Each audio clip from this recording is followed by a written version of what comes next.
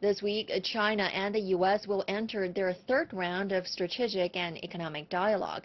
At the annual meeting, senior officials are expected to discuss ways forward, as well as address stumbling blocks. The dialogue slated for Monday and Tuesday in Washington will be co-chaired by Chinese Vice Premier Wang Qishan and State Councilor Dai Bingguo, and U.S. Secretary of State Hillary Clinton and Secretary of Treasury Timothy Geithner as special representatives of their president. Stapleton Roy, former U.S. ambassador to China, says the key to building trust is having bilateral ties that promote frank, open, and honest communication that helps convince each party to understand how the other is likely to behave. Kurt Campbell, U.S. Assistant Secretary of State for East Asian and Pacific Affairs, also spoke highly of the role of the dialogue mechanism in handling Washington's relations with Beijing. In the lead-up to this week's dialogues, ties between the two countries remain solid.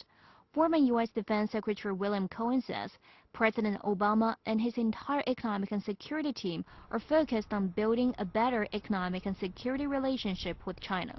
Ambassador Roy says President Hu's visit in January had a very positive impact on that situation. Campbell says both sides would have discussions about cross-cutting issues such as energy security, development, and food assistance. On the economic track, Royal believes the dialogue should follow up what was achieved during President Hu's visit.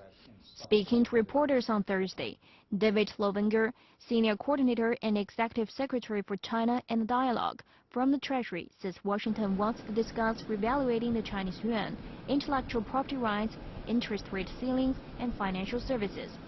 He expected the Chinese side will have priorities on market access, greater access to U.S. high-technology exports, and recognition as a market economy, and new investment opportunities for Chinese enterprises in the U.S.